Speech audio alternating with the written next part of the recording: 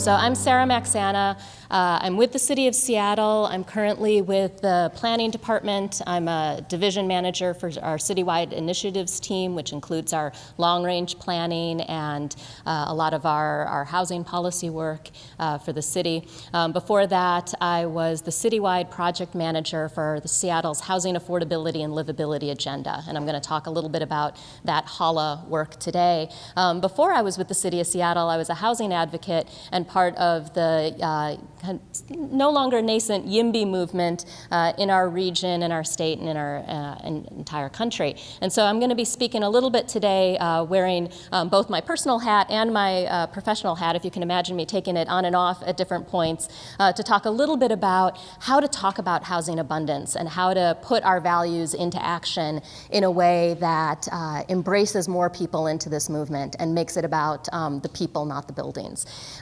I'll be talking a little bit about that, but really also about how that has evolved and how it played out in the work that I've been privileged to be a part of at the City of Seattle for the last 3 years. So let's see. Effective strategies for talking about housing. So I'm going to give just a quick kind of 50,000-foot level view of the context in Seattle for housing. I understand that it'll be probably a little bit different in Bellingham, but I'm guessing that some of the general trends are very similar. I then want to talk a little bit about the YIMBY movement, what that means, just a couple high-level slides about how I came to this and how I found my voice in that company, and then really talk about the housing affordability and livability agenda work at the City of Seattle and how those values and how to talk about housing from the YIMBY movement played out in the work that we did at the City of Seattle, and then finally wrap up with a couple lessons learned. So Seattle context, how many of you have been in this region for more than 10 years? Okay, shoot, well, yeah, I've been here for 15 years. Anyone originally from outside of the region?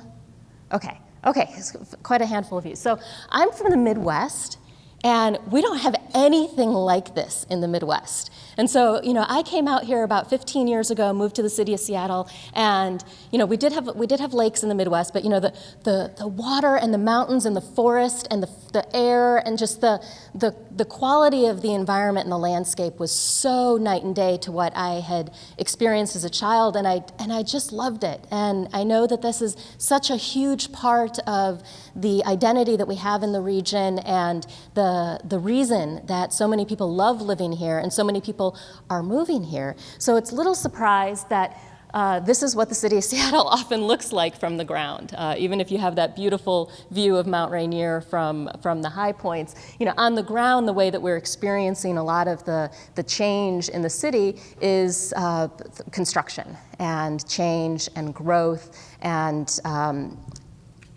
it can be uncomfortable. And so what we've seen in the City of Seattle is that we are growing just so quickly. We are growing so much more quickly than we had anticipated, and are looking to surpass all of our growth targets in a far shorter time than the 20-year horizon we'd been planning on. We've been growing, our employment has been growing by 25%, about 46 jobs a day, while housing has only been growing by about 13% during that time. This is since 2010, about 15 new homes per day. So our housing production is not keeping pace with our astronomical job growth. And not surprisingly, we have seen that play out in the housing market. So during that same time, since 2010, we've seen rents go up 44%. And that is increasing, putting increasing pressure on the existing housing stock, even as we are bringing on new housing at a very rapid pace. It is not keeping pace with the demand. We've seen median home values increase by over 90% during that time. And I was having a conversation before we started about the fact that in the City of Seattle, as astronomical as our incomes have been, our median incomes have just been really going through the roof in the last 5 to 10 years, you now have to make over twice the median income to even be able to get into an entry-level home ownership product, the townhouses or the condominiums. If you are looking for a detached single-family home, you need to be making 250 or more % of the area median income. So, increasingly we're seeing home ownership out of reach. for moderate income households, but even for middle income households. And we're seeing increasing pressure on the rental product as well. And so it's just becoming a place that is really difficult for folks to get into, but also really difficult for the people that have been there for decades to be able to stay. So backing up a little bit to the quick YIMBY context. So yes in my backyard. Yes in my backyard means a number of different things to different people. There are a lot of different flavors out there. The way that I look at it is that having a YIMBY attitude is about being proactive and optimistic about the vision of growth and change, and recognizing that housing abundance, and when I say housing abundance, I mean housing across the full spectrum of incomes, from the very low income people exiting homelessness, subsidized housing, all the way through market rate choices for our middle income households, that housing abundance is an absolutely critical tool for addressing social and economic inequality, for righting past wrongs, and for promoting solutions to the challenges of some of our greatest environmental sustainability challenges, such as climate resiliency. So just recognizing, that this is, I view YIMBY as, that first word, yes. It is all about, we are going to be optimistic and we are going to embrace change, and more importantly, we're going to make sure that that change can work for all of the people in our community. Regardless of income, regardless of race, we are trying to find solutions, housing solutions for everyone. And so as Rose noted, I had a kind of a serendipitous opportunity to speak at the first YIMBY conference, YIMBY Town in Boulder back in 2016, which is a really cool event, and they have been doing it annually since, and the 2020 is going to be in Portland. So if anyone is interested, I think it's in April. It's a really great opportunity to meet people from just a variety of cross-sections approaching this work from, a very strong social justice standpoint or more of a market-driven standpoint. It's a fascinating cross-section of people that are all united around this idea of housing abundance. And in that talk, one of the things I was trying to emphasize is the importance of changing the narrative about how we talk about growth and change, how we talk about housing. And one of the key messages I was trying to convey is the importance of humanizing growth. That growth is not about buildings and traffic, it's about people. Because often when people are experiencing growth, they are experiencing this. They're experiencing the cranes, the congestion, the noise, the change in my neighborhood, the difficulty in finding parking, the fact that it's harder and harder for me to afford to live here. And it's easy for this to be what people think of when they're experiencing that change. And it's really hard to create a positive narrative about this.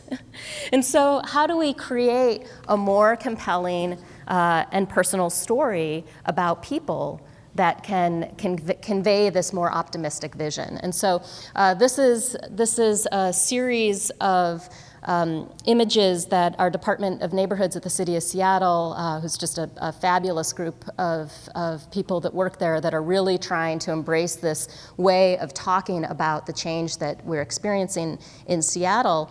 And it was really about making this about the people, and making this about neighbors, and making this about the fact that your child's teacher might be having difficulty finding a place to live in this city. The nurse that helped take care of you when you were in the hospital might not be able to stay in the city because he can't afford the increase in rents. And so how do we create more of a positive vision? It's a lot easier when you're talking about people. And ultimately, it's the people that we're trying to promote this positive solution for. So really trying to humanize growth, making it about people. Another of the key things I was trying to convey was making it about personal stories. Just remembering that when you get up there, if you're trying to convince someone, you can throw all the data you want at them. They will throw other data back. Data can be manipulated, and data ultimately are not the most compelling way to tell a story. But if you make it personal, if you get up there and talk about your values, that can be a far more compelling way to both tell your story and convince someone else to tell their story as well. And so the story that I have often told came from a kind of my light bulb of housing advocacy moment. Before I was with the city of Seattle, when I was an advocate in my neighborhood, there was a woman who didn't like the growth in our neighborhood. I live in the Ballard neighborhood of Seattle. If anyone's familiar, it's one of the most rapidly growing neighborhoods and one of the most rapidly growing cities in the country. And there was a woman that really did not like the growth, and she kept calling it a cancer. She kept calling it, it's a cancer in our community. And at the time, I'd been in the community for about 10 years, and I got to thinking about, we have these 20-year growth horizons and all this growth that's going to happen in 20 years, and who are those people? And, they're not just people moving in from the outside. They're people that are here now, households that are here now, and households that will be there in the future. And I thought about it, and, I moved to the city of Seattle in 2005 with my son and my husband, now ex-husband. We were one household. A year or two later, my daughter was born, so she joined that household. A few years later, my husband and I divorced and split, and one household became two households. We have two children. As they grow up in the next 10 years and they leave, we suddenly become four households. And that's how one household becomes four times the growth, 4 times the households in a 20-year period. And so recognizing that this growth that we're experiencing in the city is not just the influx of people coming in for jobs at Amazon, it is also us. We are part of the growth. And me and my kids are not cancers to our community. And so just getting up there and starting to talk about my story and starting to talk about the concerns that I have that my children are not going to be able to find a place to live in the city of Seattle when they become their own households, if they become their own households and move out of my basement at some point. They're teenagers, they're welcome to be there now. But that the growth that we're experiencing is us, it's people. And really wanting to lead with that personal story of why this is important to me. And we've seen other organizations. I mentioned the campaign that the Department of Neighborhoods put together. This is from the Sightline Institute that pulled together a series of vignettes called We Are Seattle Neighbors, and told the stories of different people that were experiencing housing in different ways. Sometimes it was housing instability, sometimes it was a housing success story of someone who had built an accessory dwelling unit to allow a family member to stay in the city, but it told the stories of people, very personal stories, and made this information that instead of just being a flow chart, a line graph, really made it about people instead, and makes a far more compelling story. So fast forward a little bit to the housing affordability and livability agenda, and want to talk a little bit about the work that Seattle did and how those specific pieces of humanizing growth and telling personal stories have played out in the work that I got to be a part of at the City of Seattle. So the housing affordability and livability agenda was first envisioned in 2014 by then Mayor Ed Murray and Councilmember Mike O'Brien, pulled together a 28-member technical advisory panel to develop some recommendations to address Seattle's growing housing crisis. And it was growing back in 2014. It is continuing to grow now.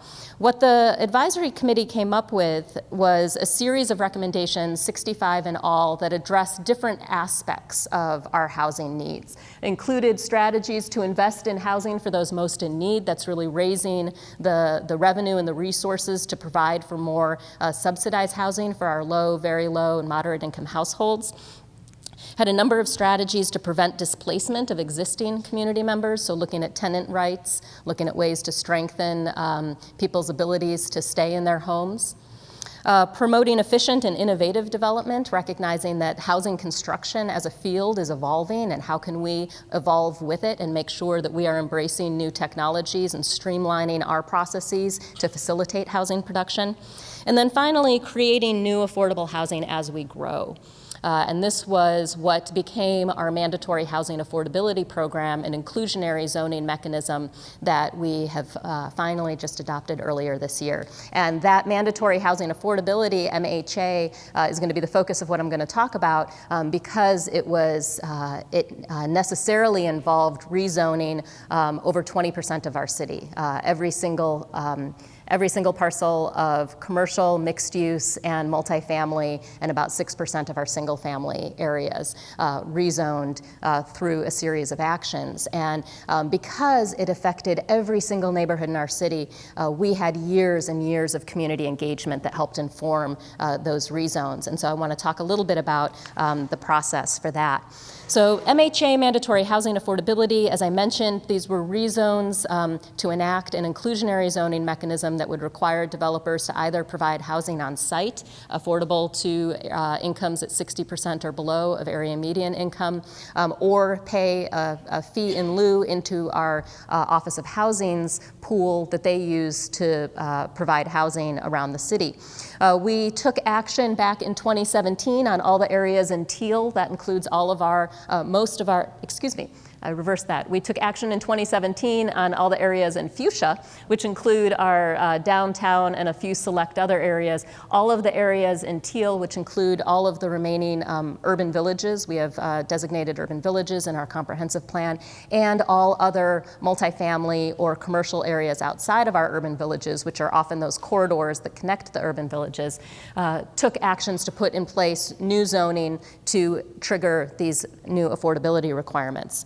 How MHA works, I'm sure most of you are very familiar with inclusionary zoning mechanisms. Essentially, prior to MHA, prior to the inclusionary zoning, you could build a market rate building under the current code without any affordability requirement.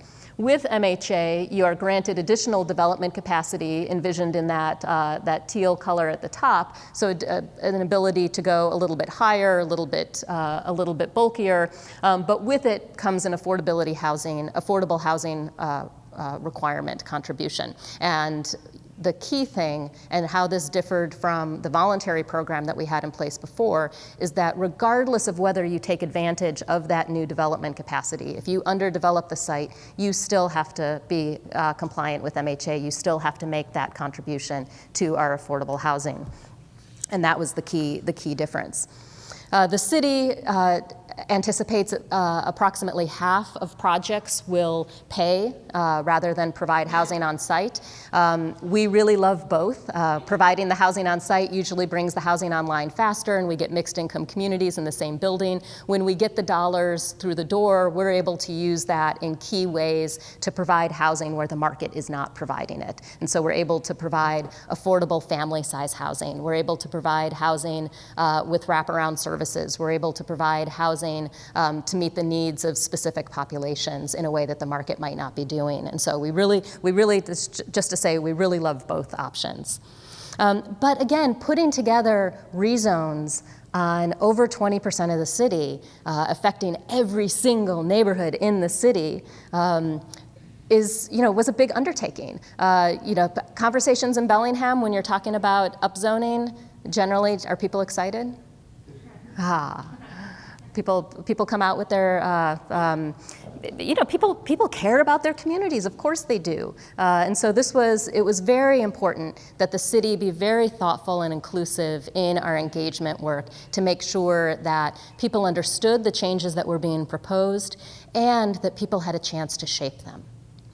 And so during the 4-year process of developing and eventually adopting these mandatory housing affordability rezones, had just extensive community engagement across the city. Not going to go into all of the bullets here, but just a tremendous amount of opportunities for people in different milieus to interact with the shaping of this program, and want to focus on a couple key ways that through that engagement, we tried to carry out these principles of humanizing growth and telling personal stories, and really trying to change the narrative around these upzones so that it wasn't about the cranes and the construction, it was about the people. And so it's really easy when you're doing a planning exercise to have images that look like this, to have, to say, well, this diagram shows the full zoning envelope in this scary boxy building, and the red indicates the additional development capacity that a developer, and just, you quickly get down into the spiral of jargon that is not at all about people.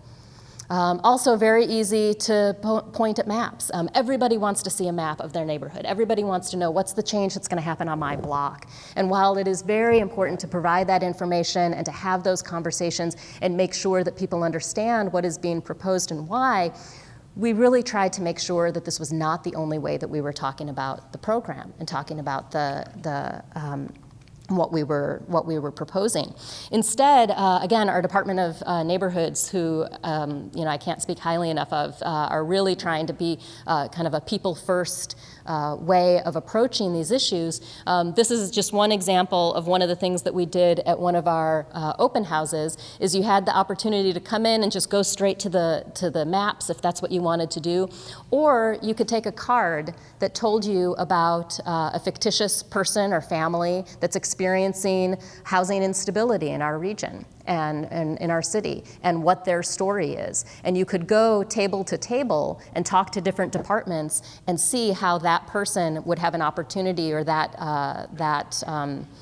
family would have an opportunity to interact with our design review process, or with our city's transportation department, or with our Department of Neighborhoods. And we had kind of a one-stop shop where you could walk around imagining yourself in the shoes of this person and see how these changes might impact them, might benefit them in the future. And so that was one way of trying to humanize growth. Another thing that we did that was a lot of fun was, instead of getting everybody, a way to peel everybody off of these maps, is we experimented with using Microsoft's HoloLens, is the technology is called, and it allowed people to put on these glasses and see in 3D, even if they're still diagrams, but allow them to see, this is what a typical single-family detached block looks like today. This is what it could look like in 20 years under the current code, which oftentimes means smaller houses are torn down and very large houses are replace them. Or this is what you could see in 20 years under these MHA rezones that would allow some low-rise development, some townhouses, some smaller apartments, and allowed people to see the scale and feel it in a different way than what you can get from a two-dimensional map on a table. And so it was just a fun way of interacting with people and telling the story in a different way. But a key component of all of our engagement was the emphasis on inclusive engagement, and just recognizing that there are always people who have access to information, have access to the city, who know how to speak the language of our zoning code, and it's very important to make sure that they have a voice and they are included in the process. But there are a lot of other people who do not have that access, who do not have the land use 101 understanding to come and be able to interact with a city planner and talk about a map on a table, and who are rightfully concerned about the changes that they're seeing in their neighborhood. And so how do we make sure that those voices, especially lower income communities of color who have been traditionally underrepresented in our community engagement processes, how do we make sure that we're including them in this process and in this story? And so it really affected the way that we listened to community through in-person talks, through not just holding convenings and expecting people to come to us, but to really going where community already is and meeting on their terms, and speaking their language. In Seattle, we have dozens of languages that are spoken, and making sure that we were making information available and answering questions in their language. And then not just how we listened, but the importance is how we responded to what we listened. Answering their questions, but probably most important, showing how their input, how their engagement shaped the outcomes in this policy.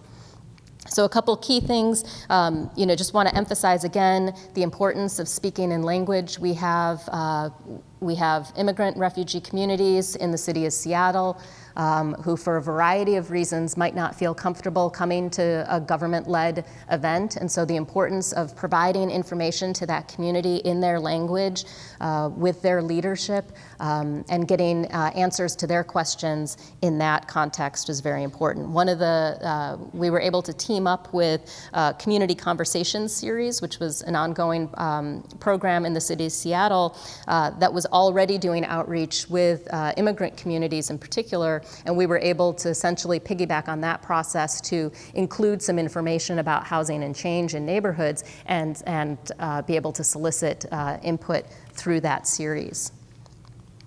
We also recognized that not everybody has the time or ability or luxury even to attend a community meeting. You know, back in my advocacy days, city hat off for a second, in my neighborhood, the community council always met on Wednesday, and I'm a half-time single mom, and I have my kids on Wednesday, and I'm not going to go to a community meeting with my kids when I have them. And so it essentially always meant that I didn't have a way to interact in that context. And so we recognized it was really important to create other opportunities for people to engage with this process. And we did, again, our Department of Neighborhoods, a tremendous amount of online engagement, had an interactive survey called Consider It, where if you see all these little dots, folks were able to answer and respond to questions, and not just on a yes or no scale, but then put in their comments, and then you could comment on other people's comments and answer questions. And we could dive in there and answer and correct some misinformation occasionally, but it allowed a platform for dialogue between neighbors and community members that you wouldn't have at a community meeting, for example. And we had over 5,000 unique participants in this process. So it was a way of not just getting people involved and getting them information, but also having them information share and talk about their values and why they were interested in this work. We also did an online video series that was really good for just the land use 101. What is MHA? What is housing development? What is the city's role? And getting information out like that. We also went door to door, you know, and Seattle has a lot of doors. We went, hired a canvassing crew that went door to door to over 10,000 single family homes that were in the rezone area. So that was about 6% of our single family housing stock, and went door to door to talk, to answer questions, to provide information, and to leave behind information about upcoming community meetings so that they had an opportunity to know these changes are being proposed for your block, for your home.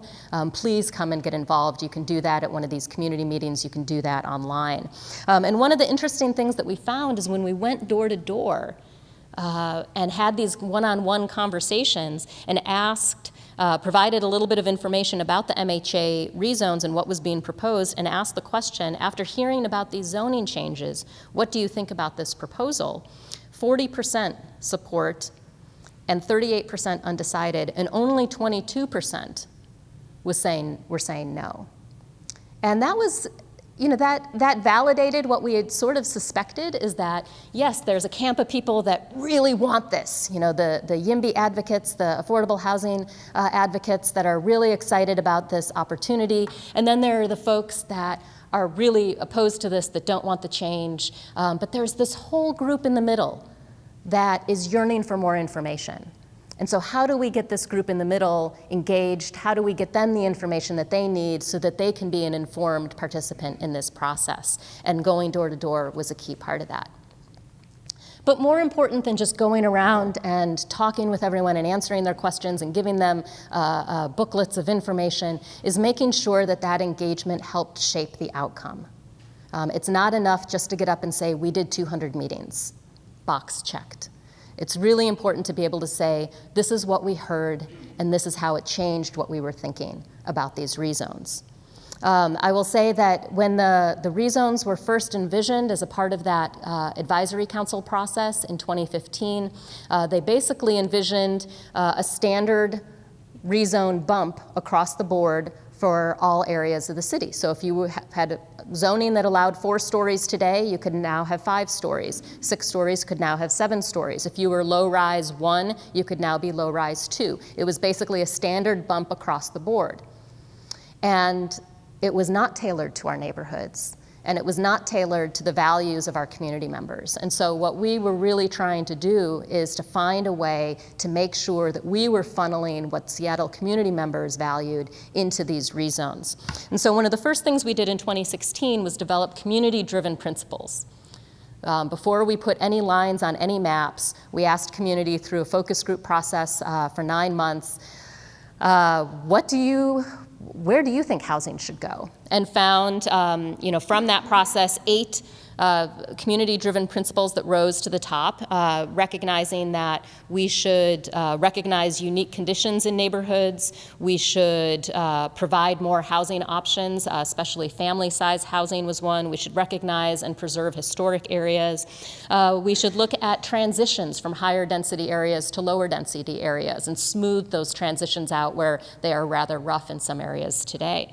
And we should look at assets and infrastructure, and this is the transit and the parks, and found fairly uniform agreement that yes, we absolutely should be leveraging our enormous investments in transit and providing more opportunities for people to live and work close to those investments. And yes, parks and schools are logical places where we should be providing more multifamily housing so that folks can have access to those community amenities.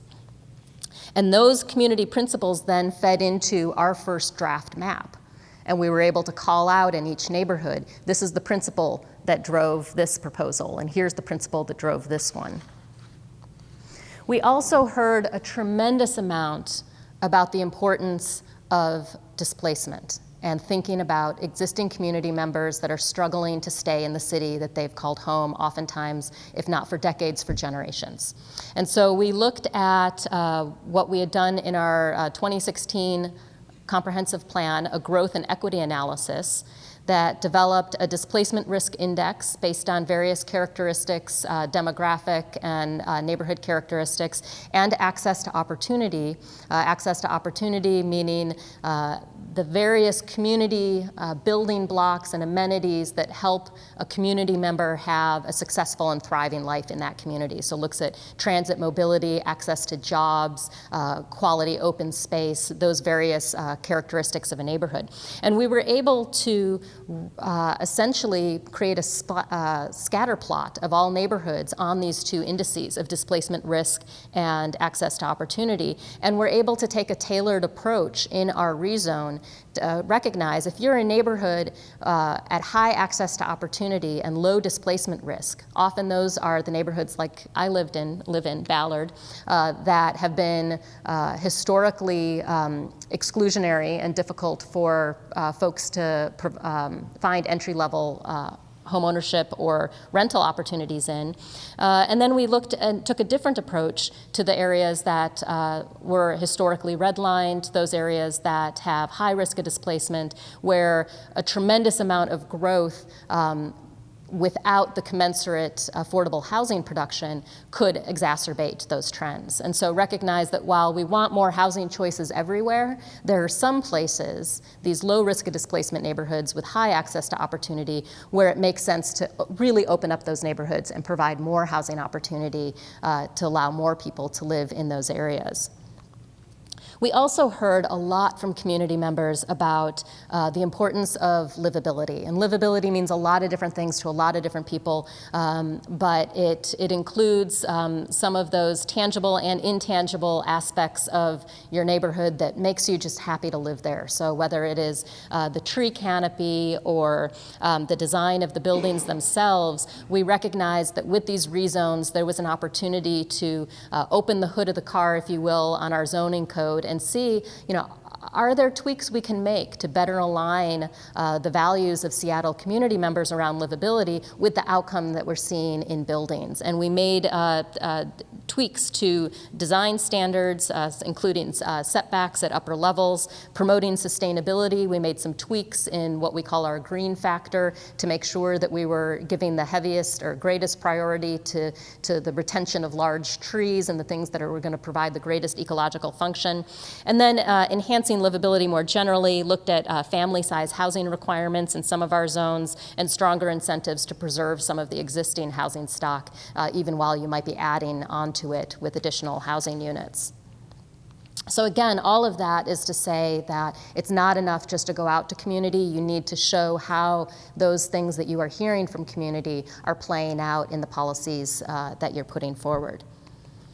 So a couple I mentioned that the whole HALA process started in 2014. I came at this work, I started with the city in 2016. We just adopted the rezones this year. So there are a couple lessons learned from the last few years. And first want to mention the importance of political leadership and how inconstant it can be sometimes. At the beginning of the HALA process, across the top of this slide, you'll see who was in political leadership at the time in 2014. We had Mayor Ed Murray and 9 council members. And as you go down each of those lines, you will see how many times those seats have changed hands in the last 5 years. And so recognizing that who starts a process is not necessarily who's going to end that process. And I can never, ever, ever in my life, for the rest of my life, talk about HALA without acknowledging and saying thank you to Councilmember Rob Johnson and Mayor Jenny Durkan, neither of whom were in office when this process began. But without either of them, this would not be. And both of them recognized the importance of this body of work. They were willing to accept the controversy that came with it, and they stepped into that leadership opportunity, and they provided the leadership that the city needed to make this policy a reality. So thank you, Mayor Jenny Durkan. Thank you, Councilmember Rob Johnson. Another lesson learned is stakeholder support. Oh man. I've been with the city for 3 years now, and so I'm kind of in the depths of the public sector work, but none of this happens without the support of community members and stakeholders. So as I mentioned, mandatory housing affordability, the bulk of those rezones, everything that was in teal in that map earlier, was signed into law on March 20th of this year. There's Mayor Jenny Durkan surrounded by stakeholders. And the stakeholder support, Seattle for Everyone, the coalition that's there in the middle, the Housing Development Consortium of King and Snohomish County, but more than just those that were kind of rather grass top organizations, if you will, we saw in the last 4 years in Seattle a proliferation of community-driven and volunteer-led organizations that were embracing housing abundance. And I want to give a shout out to Share the Cities, which is our Seattle YIMBY voice, and Seattle Tech for Housing as 2 key voices. Seattle Tech for Housing, a volunteer-driven effort to get people working in the tech industry more engaged in these policies and these conversations. And without these voices and without them turning out in droves to support these policies, we would not be. And so, when you're looking forward to the work ahead of you in Bellingham and in Whatcom County, it is the Whatcom Housing Alliance and Bellingham for Everyone that is going to make this happen. And so, the role that you all have, a lot of this is on your shoulders. And because of that, the final lesson learned, perseverance. This work is hard, but it is so worth it. And this work takes a long time. As I mentioned, this all started, the HALA work in Seattle started in 2014. I'm 5 years older, and that's 5 years I'll never get back in my life. But I look at it, and this policy that we've created is designed to create at least 6,000 new income and rent restricted homes in the first 10 years. And those are homes that would not have otherwise been. And along with these rezones, we have opened up new housing opportunity in neighborhoods that are wonderful places to live, where it had become increasingly difficult. And we are hopeful that this policy, that these rezones are going to help bring about change, positive, optimistic change in these neighborhoods. And as Rose mentioned at the beginning, what it's all about really is just connecting our values to our housing policy. And we believe in housing abundance, not because of housing in and of itself, but because of the people that are going to live there, the people that are trying to live there, the people that are trying to stay in our community. And if you keep that vision and you persevere, I certainly hope to be coming up here and listening to your success stories in the years to come. So thank you.